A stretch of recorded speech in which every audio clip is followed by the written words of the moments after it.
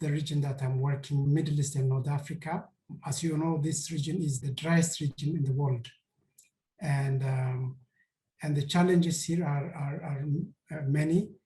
And among them is now the intensifying situation of the climate change.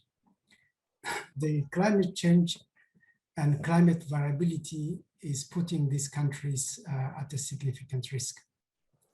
This is because the natural resources are scarce in this region, mainly the water, and also arable land is scarce. And the vulnerability of this is predicted to be, the temperature is predicted to rise up to 4 degrees centigrade. And also, especially in summer months, it can even reach 9 degrees centigrade by 21st century. The prediction says that the precipitation will reduce up to 29% in Arabian Peninsula. The sea level would rise, and that means the coastal regions, including UAE, Qatar, Libya, Tunisia, Egypt, they will be at risk. And also the climate change is expected to exacerbate the water stress. But if you look at on the positive side, this region is a center of domestication for livestock species.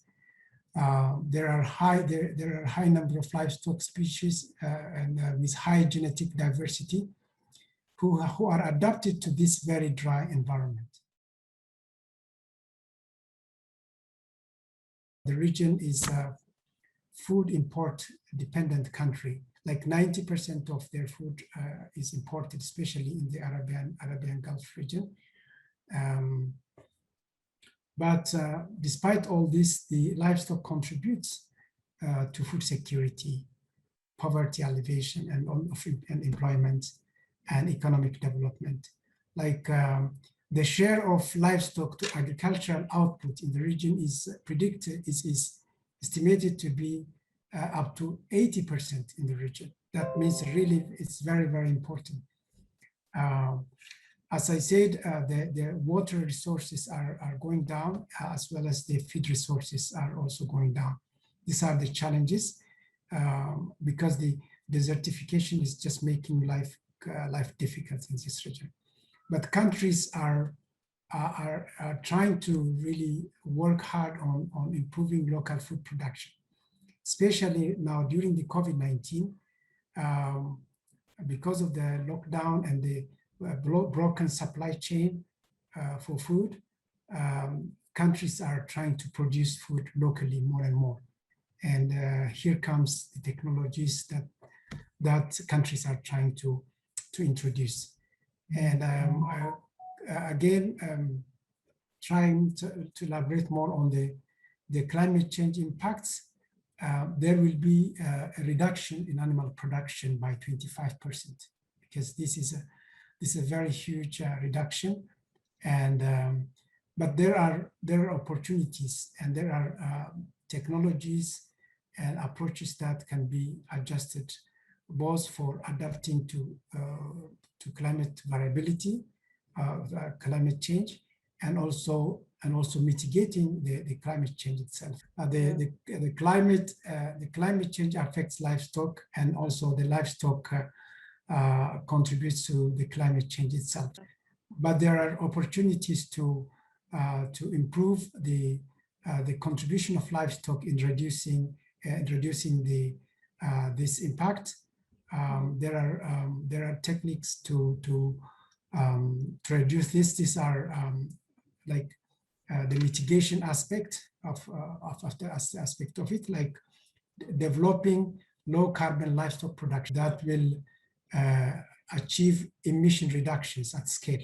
This is focusing on emission intensity, soil carbon and pasture restoration, and also better recycling of byproducts and wastes. I think such programs can reduce a number of environmental and socioeconomic co-benefits also, like biodiversity, water conservation, generation of rural employment, and also income. These are the These are all, the benefits of doing this to really to reduce the impacts of livestock on climate change. The other aspect is like adjusting livestock numbers to available resources, because keeping huge number of livestock, unproductive livestock, is not helpful. Therefore, we have to focus on productivity per head, productivity per unit of input, like increasing individual animal resource use efficiency,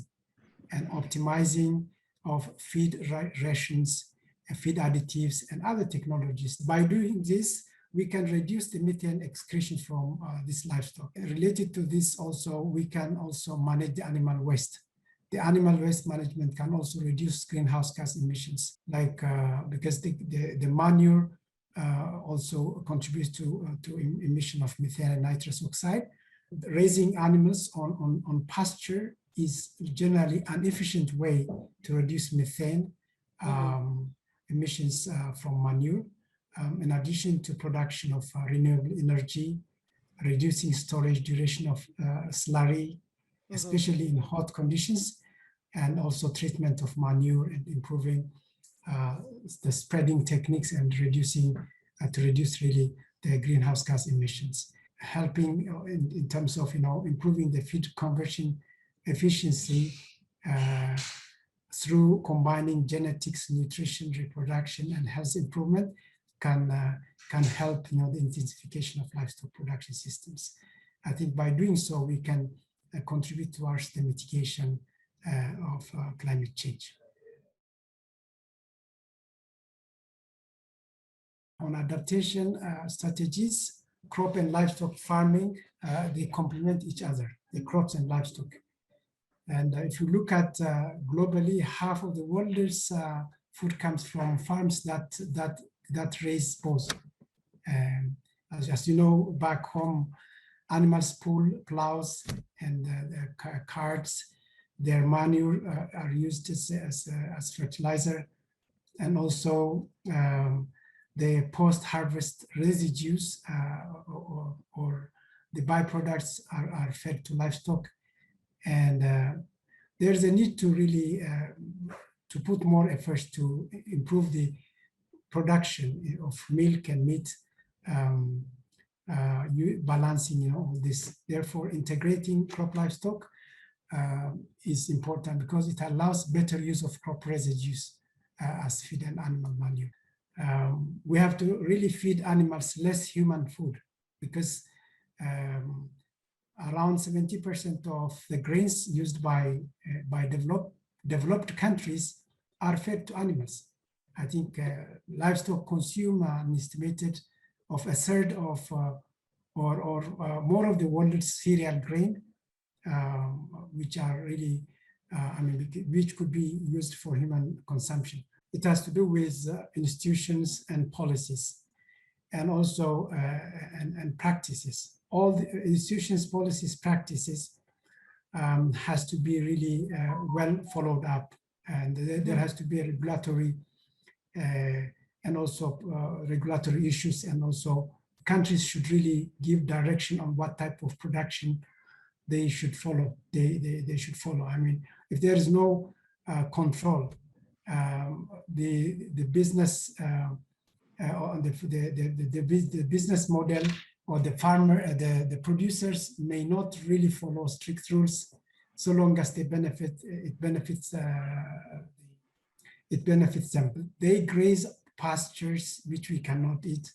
They can eat hay, silage, high fiber crop residues that are unsuitable for human consumption.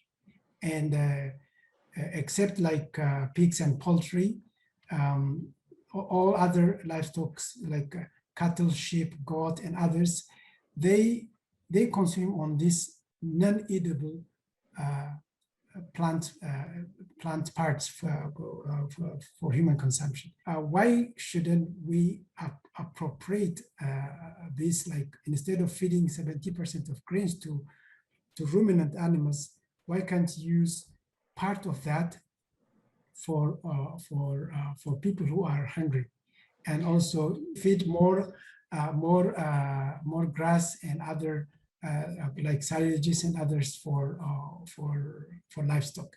FAO, Food and Agriculture Organization of the United Nations, developed guidelines for countries to follow. And of course, all the guidelines are reviewed by member countries and approved and adopted by member countries. And as we always say, the devil is in the details. The guidelines can be provided, but the implementation is at country and local levels. I think I would take it a little bit higher. As you, the food we produce in the world is not really short of the people who are hungry. I mean, we have enough food in the world. The problem is the access to food and also affordability and availability for these people. And to make this to happen, there has to be a coordination among countries, among regions, solidarity to one another, and also, and even within the same country, the access issue is a big issue. The affordability is a big issue. The crop livestock system is already well known in the world, and this system has been there, and farmers are doing this in their own right. But unfortunately, at bigger level, at higher level in the developed countries, these are not really well handled in terms of crop livestock integration, and also in terms of because the more the people who can pay more can get animals that are fed on grains, while the poor people should tend their animals in the pasture or in the extensive farming systems, and also with a very meager resources. And the supplemental feeding of grain is still necessary, but not to the level that we are seeing in the developed world. I think lack of giving enough attention to this sector is a big problem. I think whenever we talk about food and agriculture, sustainable agriculture, we often forget the contribution of livestock to sustainability. We have experts who discuss on GMOs, the role of GMOs, and I think we do not have a clear position on GMOs. GMOs are genetically modified organisms or crops or whatever.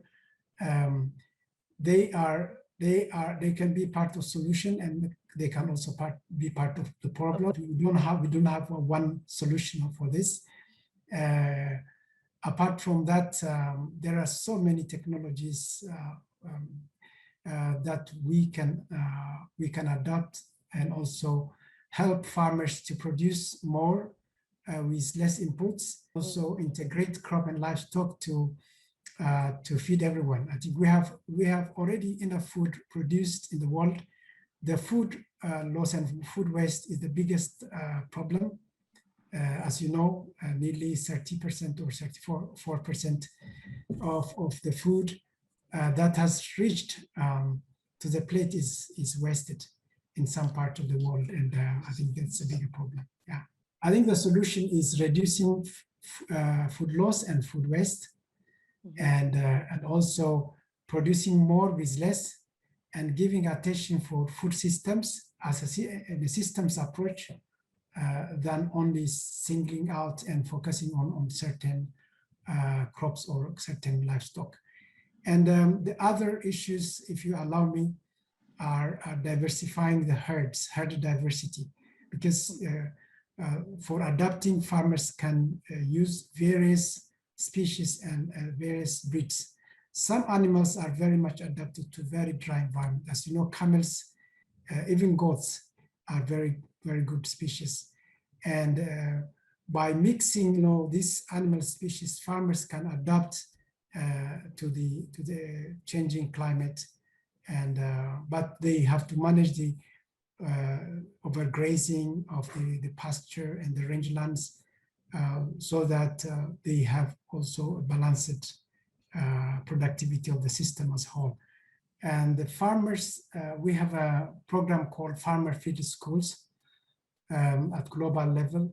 And there is a dedicated regional initiative on small holder farmers, small scale farms. Because the small scale farms are the ones who are actually producing the majority of the food that we eat in the world.